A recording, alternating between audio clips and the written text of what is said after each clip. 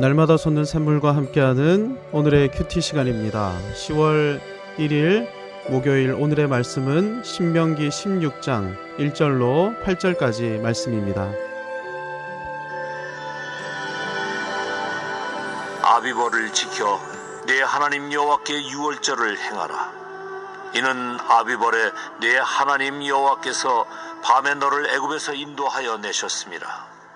여호와께서 자기의 이름을 두시려고 택하신 곳에서 소와 양으로 내 하나님 여호와께 유월절 제사를 드리되 유교병을 그것과 함께 먹지 말고 이레 동안은 무교병 곧 고난의 떡을 그것과 함께 먹으라. 이는 네가 애굽 땅에서 급히 나왔음이니 이같이 행하여 내 평생에 항상 네가 애굽 땅에서 나온 날을 기억할 것이니라. 그 이레 동안에는 내 모든 지경 가운데 누룩이 보이지 않게 할 것이요 또 내가 첫날 해질 때 제사드린 고기를 밤을 지내 아침까지 두지 말 것이며 유월절 제사를 네 하나님 여호와께서 내게 주신 각 성에서 드리지 말고 오직 네 하나님 여호와께서 자기의 이름을 두시려고 택하신 곳에서 네가 애굽에서 나오던 시각 곧 초저녁 해질 때에 유월절 제물을 드리고 네 하나님 여호와께서 택하신 곳에서 그 고기를 구워 먹고 아침에 네 장막으로 돌아갈 것이니라. 너는 엿새 동안은 무교병을 먹고 일곱째 날에 네 하나님 여호와 앞에 성회로 모이고 일하지 말지니라.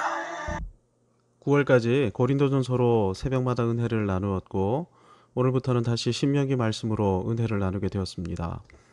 신명기를 다시 시작하면서 우리는 신명기가 어떤 책인지를 기억해야 합니다. 신명기는 가나안 입성을 앞두고 있는 광야 2세대 이스라엘을 향해 모세가 생애 마지막으로 설교한 고별 설교입니다. 모세가 자기 인생과 사역을 정리하면서 엑기스처럼 선포한 설교가 신명기인 것인데요. 고별 설교를 시작하면서 먼저 모세는 지난 광야 40년을 회고하며 이렇게 요약합니다. 광야 40년은 광야 1세대 이스라엘의 불순종과 우상 숭배의 역사이다. 모세는 설교를 시작하자마자 이스라엘의 죄악을 지적하고 있는데요. 나와 함께 출애굽했던 너희 부모들 광야 1세대는 우상 숭배의 죄악과 불순종의 죄악을 범했다. 이렇게 말한 이유가 무엇일까요? 광야 2세대 너희는 1세대의 죄와 악, 우상 숭배와 불순종을 더 이상 답습해서는 안 된다. 이렇게 강조하기 위함입니다. 이제 광야 생활을 끝내고 가나안으로 들어가게 될 텐데 가나안에서는 유일하신 여호와 하나님 한 분만을 사랑하고 섬기며 무엇보다 십계명으로 대표되는 율법의 말씀에 순종해야 한다. 이 메시지를 강조하기 위함인 것이죠. 하나님께서 이스라엘을 구원하신 궁극적인 이유가 하나님 나라입니다. 가나안을 두 번째 에덴으로 세워 이 땅에서 다시 하나님의 나라를 건설하려 하신 것입니다. 하나님의 궁극적인 계획이 예루살렘과 유다와 사마리아와 땅 끝까지를 하나님 나라로 세우시는 것인데 이 뜻을 이루시려고 이스라엘을 구원해서 다시 그들을 가나안으로 부르신 것이죠. 그래서 모세는 광야 2세대를 향해 너희는 여호와 하나님 한 분만을 사랑하고 율법에 순종해야 한다. 이렇게 강조했던 것입니다. 왜요? 하나님 나라는 하나님의 주권과 통치권이 행사되는 영역까지인데 하나님의 주권, 통치권이 행사되는 것은 하나님의 법이 효력 있게 집행되는 것이기 때문입니다. 하나님 나라, 하나님의 통치를 구체화하는 방법이 무엇입니까? 하나님의 법을 모든 영역에 적용시켜서 하나님의 법이 질서가 되게 하고 정신이 되게 하며 문화가 되게 하는 것이죠. 그러니 구원받은 하나님의 백성이라면 반드시 하나님의 법을 알고 그 법에 순종해야 하는 것입니다. 나는 이제 구원받았고 나에게는 천국이 담보돼 있어. 이렇게 말은 하는데 하나님의 법도 모르고 하나님 나라에 무관심하다? 이런 일은 있을 수 없는 것이죠. 하나님께서 구원해 주신 이유가 하나님의 나라에 있기 때문입니다. 하나님의 법이 율법입니다. 창세기, 출애굽기, 레위기, 민수기, 신명기 이 율법서 가운데서도 하나님의 법을 구체적으로 다루는 성경이 출애굽기 일부와 특별히 레위기인데요. 그래서 하나님 나라를 구체적으로 세우고 하나님의 실질적인 통치를 구현하기 위해서는 반드시 레위기를 알고 레위기를 적용해 나가야 합니다. 주빌리, 희년 운동이나 성경적 토지 운동을 벌이는 분들이 괜히 등장했던 것이 아닙니다.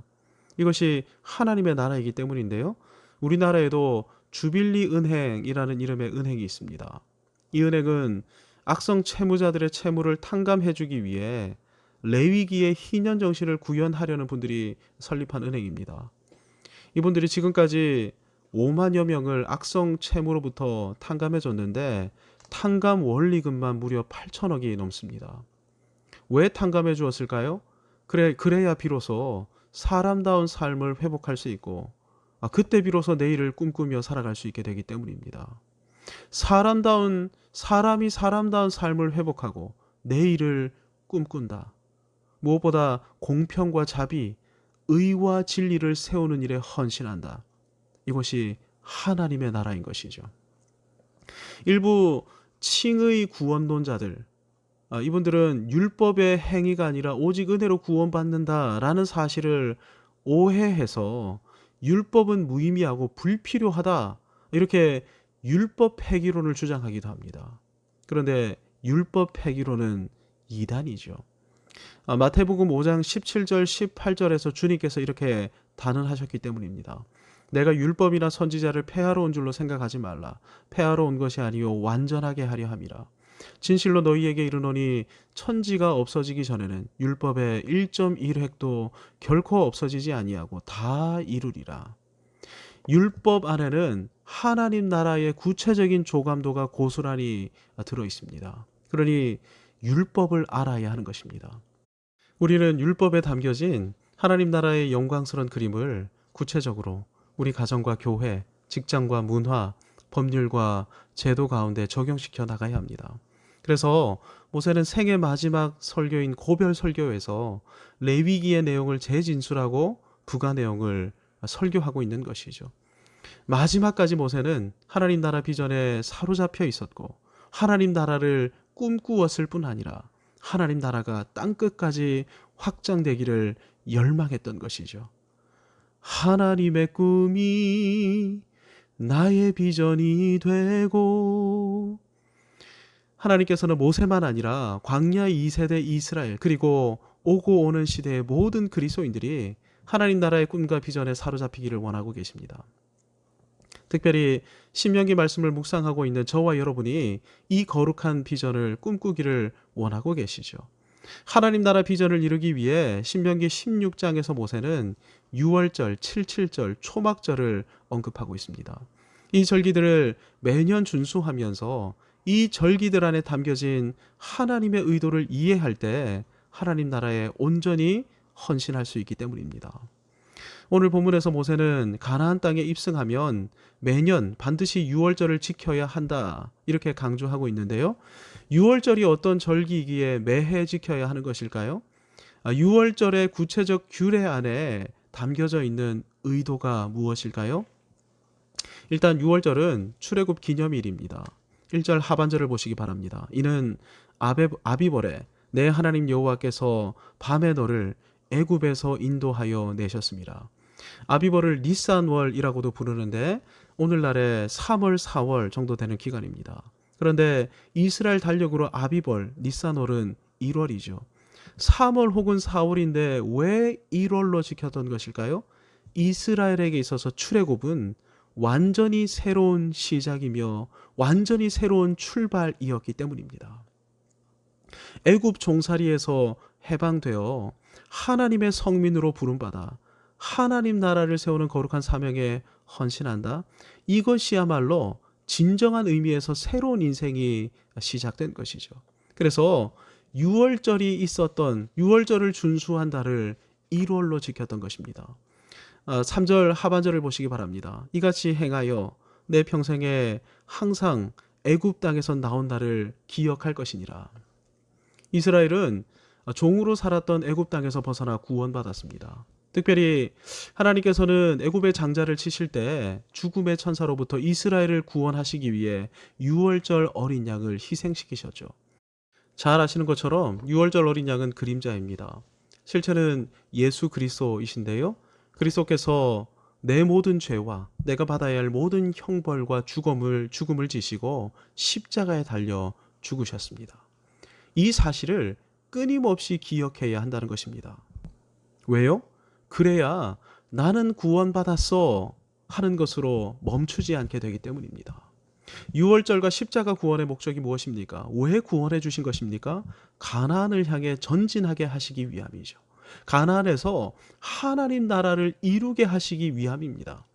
매년 유월절을 지키며 이 사실을 확인하고 또 확인하고 또 확인하고, 그래서 다시 각오하고 결단하고 헌신하고, 심지어 첫 유월절 때처럼 고난의 떡을 먹어가면서 모든 누룩, 하나님 나라와 어울리지 않는 말이나 생각, 행동을 제거해 나갈 때, 그때 비로소 하나님 나라를 조금씩 더욱더 구체화시켜 나갈 수 있게 되는 것이죠. 그런데 구원의 감격이 사라지고 십자가를 봐도 몸이 건조하다? 이런 사람은 사사기 이후에 이스라엘처럼 살 수밖에 없습니다. 사람이 각기 제 소견에 오른 대로 행하여더라. 세상 사람과 다를 바 없게 되는 것이죠. 구원의 감격을 회복하는 유일한 방법이 십자가입니다. 십자가의 감격, 구원의 감격 가운데 사는 사람만이 나를 구원하신 이유는 하나님 나라를 위한 것이지, 비로소 다시금 하나님 나라를 향해 결단하게 되는 것입니다. 이스라엘 역사 가운데 유월절을 준수한 역사는 요시야와 히스기야 때 정도, 이 정도로 손에 꼽을 정도입니다. 유월절을 준수하지 않았다? 이 말은 구원의 감격을 맛보지 못했다는 것입니다. 구원의 감격을 맛보지 못하니 이스라엘 역사를 보면 그냥 세상 역사와 다를 바 없었던 것이죠. 유월절은 그림자입니다. 일부 이단이 여전히 유월절을 지켜야 한다고 하는데, 이런 이단은 예수님을 부인하고 교주를 예수님의 자리에 세우기 위해 유월절을 강조하는 것이죠. 유월절의 실체는 예수 그리스도이시고 그분의 십자가입니다. 십자가 앞에서 구원의 감격을 유지하며, 그래서 하나님 나라에 헌신하는 것이 유월절의 실체입니다. 모세는 5절 이하에서 유월절을 여호와 하나님께서 자기 이름을 두시려고 택하신 곳에서 지켜야 한다, 이렇게 명령하고 있습니다. 그러니까 유월절은 온 이스라엘이 성전에 모여 함께 지켜야 하는 절기이죠. 그런데 단순히 몸만 같이 앉아 있어서는 안 됩니다.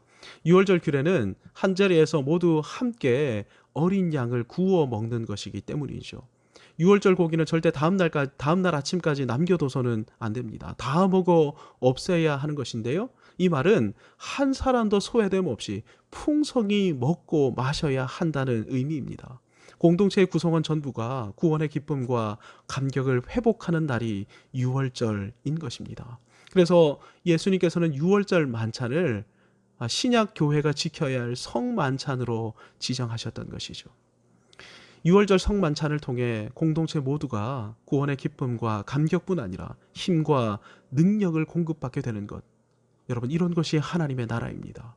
은혜의 능력이 역사하는 것이 하나님의 나라이죠. 이런 공동체를 통해 하나님의 나라가 이 땅 가운데 펼쳐지게 되는 것입니다. 사랑하는 성도 여러분, 그래서 역사를 보면 교회가 부흥할 때 세상이 변화되었습니다. 교회가 부흥하고 은혜 가운데 충만할 때 세상의 법과 제도가 정비되었고 사람이 살만한 세상이 도래했던 것입니다. 구원의 감격 가운데 교회가 부흥하기를 기도하십시다. 그리고 교회를 통해 하나님의 나라가 이 땅 가운데 이루어지게 해달라고 기도하십시다. 명절 기간을 보내고 있습니다. 우리를 통해 구원의 기쁨과 감격이 사랑하는 가족들 모두에게 충만케 되기를 축복합니다. 아멘. 하나님 아버지, 하나님의 꿈, 하나님의 비전인 하나님 나라의 소망을 저희들 날마다 품고 믿음으로 전진하여 나가게 하시고 우리를 통하여 이 땅 가운데 하나님의 나라가 이루어지게 해 주옵소서. 예수님의 이름으로 기도하옵나이다. 아멘.